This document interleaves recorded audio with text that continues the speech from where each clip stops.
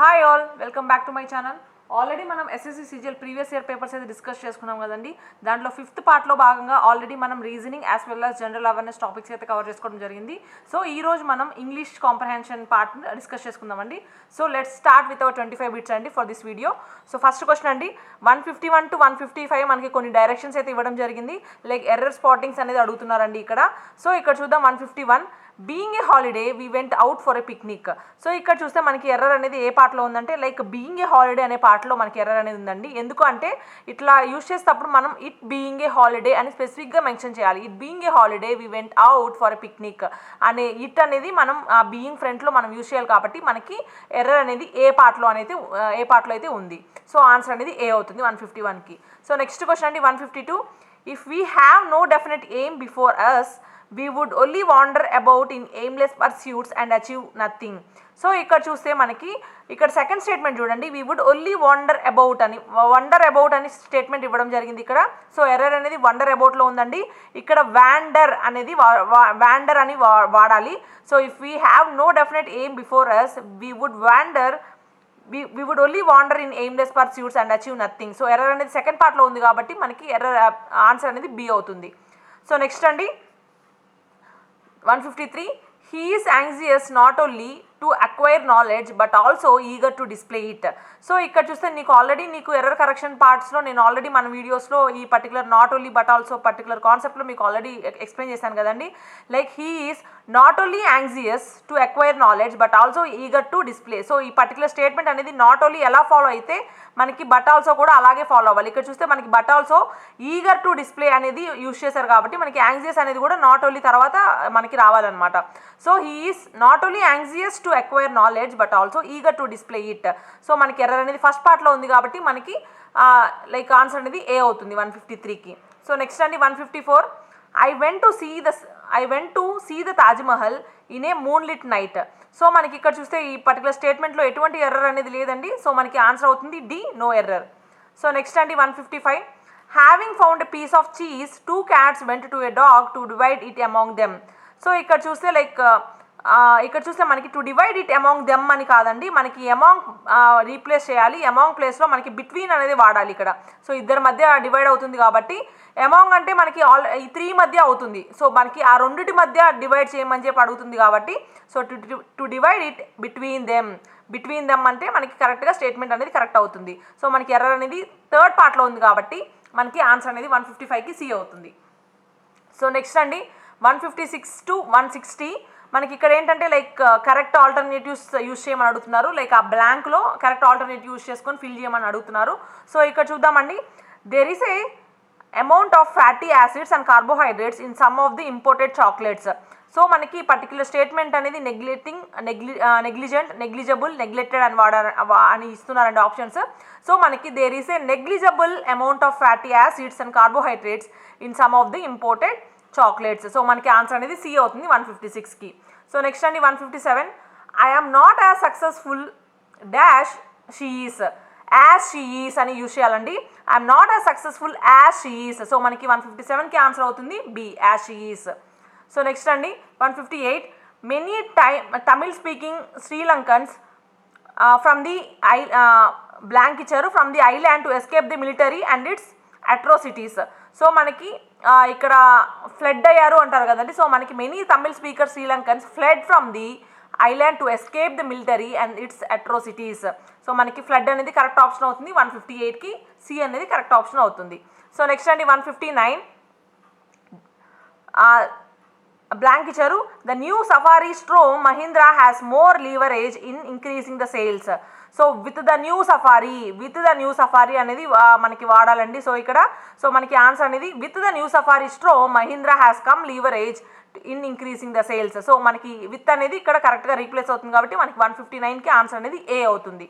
So next question అండి, చూద్దాం. ఇక్కడ చూస్తే మనకి 160 అండి.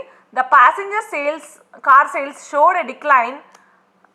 ఇక్కడ బ్లాంక్ ఇచ్చారు 7% to 5.6%.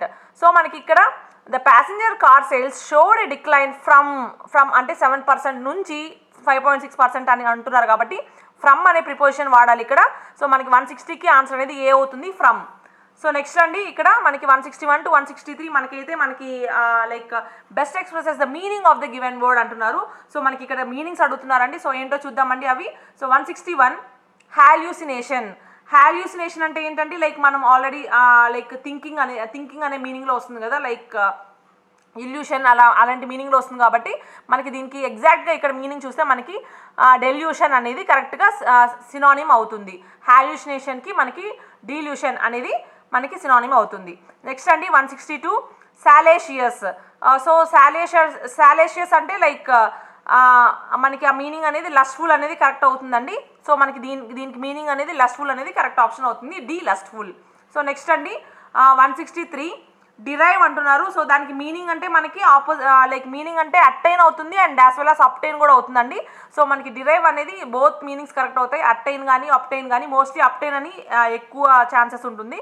So attain and obtain both are correct meanings only for డిరైవ్కి. సో మనకి 163కి ఆన్సర్ బి అండ్ డి అవుతాయి. సో నెక్స్ట్ అండి 164 to 166 చూద్దాం.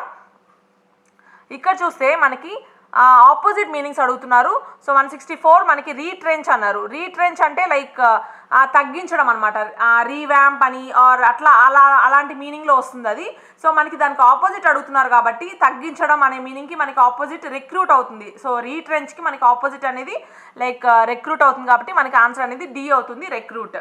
సో నెక్స్ట్ అండి అగ్రవేట్ అంటే లైక్ ఇంక్రీసింగ్ అనమాట. అంటే ఒక పర్టికులర్ యాక్షన్ ఏదైనా ఇల్నెస్ కానీ ఏదైనా అగ్రవేట్ అంటే ఎక్కువైపోతుంది అని చెప్పడంలో మనకి అగ్రవేట్ అంటాం.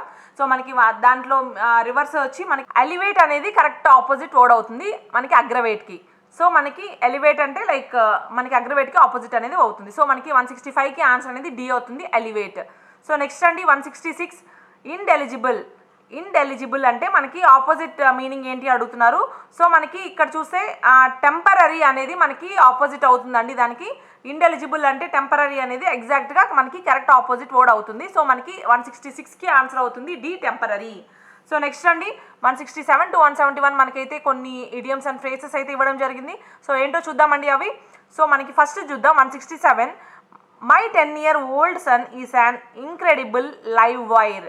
సో మనకి ఆ లైవ్ వైర్ అనే దానికి ఇడియాటిక్ ఫ్రేజ్ ఏంటి అని అడుగుతున్నారు. లైవ్ వైర్ అంటే మనకి ఎనర్జెటిక్ అనే మీనింగ్తో వస్తుందండి. సో మనకి 167కి ఆన్సర్ అవుతుంది డి ఎనర్జెటిక్.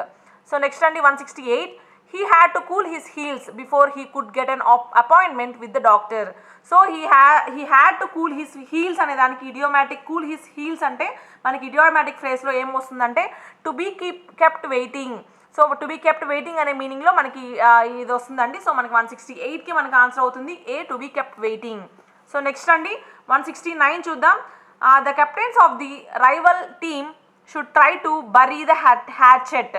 సో ఇక్కడ చూస్తే మనకి బరీ ద హ్యాచెట్ అంటే మేక్ పీస్ అనే మీనింగ్లో వస్తుందండి. సో మనకి 169కి ఆన్సర్ అవుతుంది make peace. Bury the hatchet అంటే మనకి ఇడియోమాటిక్ ఫ్రేజ్ వచ్చి make peace. So next question అండి 170 he stopped at the bar to wet his whistle. So మనకి ఇక్కడ ఈ పర్టికులర్ వెట్ హిస్ విజిల్ అనే మీనింగ్ ఎక్కడ వస్తుందంటే లైక్ మనకి హ్యావ్ ఎ డ్రింక్ అనే ప్లేస్లో మనకి ఇడియోమాటిక్ ఫ్రేజ్గా ఇది యూజ్ చేస్తారు. సో హ్యావ్ ఎ డ్రింక్ని రీప్లేస్గా మనకి వెట్ హిస్ విజిల్ అని ఇడియోమాటిక్ ఫ్రేజ్ అండి. సో మనకి ఆన్సర్ అవుతుంది 170కి డి. సో నెక్స్ట్ అండి 171 over the years we remain loyal through thick and thin. So మనకి పర్టికులర్ థిక్ అండ్ థిన్ అనే దానికి ఇడియోమాటిక్ ఫ్రేజ్ లైక్ దానికి దేనికి ఇడియోమాటిక్ ఫ్రేజ్గా ఇది యూజ్ చేస్తామంటే మనకి in spite of all the difficulties thick and thin అనే ఇడియోమాటిక్ ఫ్రేజ్ని in spite of all the difficulties అనే ప్లేస్లో మనం యూజ్ చేయడం జరుగుతుంది కాబట్టి మనకి 171కి ఆన్సర్ అవుతుంది డి. సో నెక్స్ట్ అండి 172 to 181 అయితే ఇచ్చారు. సో మనం ఈ పర్టికులర్ వీడియోలో 175 వరకు డిస్కస్ చేసుకుందామండి. నెక్స్ట్ బిట్స్ అనేవి నెక్స్ట్ పార్ట్లో కవర్ చేసుకుందాం, నెక్స్ట్ వీడియోలో కవర్ చేసుకుందాం. సో మనకి ఈ వీడియో అనేది చాలా లెంతీ అయిపోతుంది కాబట్టి సో మనకి 175 వరకు అయితే డిస్కస్ చేస్తాను. సో చూద్దామండి 172. ఇక్కడ చూస్తే 172 న్యూ హైట్స్ ఇన్ దిస్. ఇక్కడ మనకి ఏంటంటే ఇంప్రూవ్మెంట్స్ అడుగుతున్నారండి ఈ పర్టికులర్ పారాగ్రాఫ్లో మనకి ఇవన్నీ ఇంప్రూవ్మెంట్స్ అండి. సో 172 చూద్దాం. New heights in this laboratory should anticipate excellent research opportunities and getting valuable clinic clinical experience. So మనకి పర్టికులర్ స్టేట్మెంట్లో should anticipate excellent research opportunities as well as అనేది యూస్ చేయాలండి. మనకి as well as valuable clinical experience అనేది correct improvement అవుతుంది and getting ప్లేస్లో. So మనకి 172కి ఆన్సర్ అవుతుంది A as well as. So next అండి 173, it is more better to have this route than the other one. So it is more better అనేది use చేయాల్సిన అవసరం లేదు ఇక్కడ. So it is better to take this route than the other one. So మనకి B అనేది కరెక్ట్గా improvement అనేది అవుతుంది. సో 173కి ఆన్సర్ అవుతుంది బి. సో నెక్స్ట్ అండి 174, she is absent, she must be sick again. So ఇక్కడ చూస్తే మనకి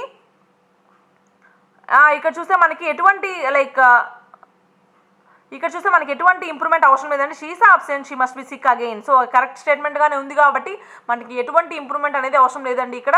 సో మనకి ఆన్సర్ అవుతుంది డి, నో ఇంప్రూవ్మెంట్. సో 174కి ఆన్సర్ అవుతుంది డి, నో ఇంప్రూవ్మెంట్. నెక్స్ట్ 175 చూద్దాం. సో ఇక్కడ చూస్తే Jackie has already gone to the airport, she will meet us at the check in counter. So ఇక్కడ చూస్తే Jackie Hess already gone to the airport and she will meet us. And అనేది use చేయాలండి ఇక్కడ. So రెండు statements ఉన్నాయి కాబట్టి మనం conjunction అనేది అండ్ అనేది యూస్ చేస్తాం ఇక్కడ. Jackie Hess already gone to the airport and she will meet us at the check in counter. So మనకి ఆన్సర్ అవుతుంది బి. సో ఈరోజు మనం ఆల్రెడీ 25 బిట్స్ అయితే కవర్ చేసుకున్నామండి ఇంగ్లీష్ కాంప్రహెన్షన్ నుండి. సో నెక్స్ట్ 25 బిట్స్ అనేవి నెక్స్ట్ వీడియోలో కవర్ చేసుకుందాం. Till then keep watching and stay tune to our channel. Thank you everyone.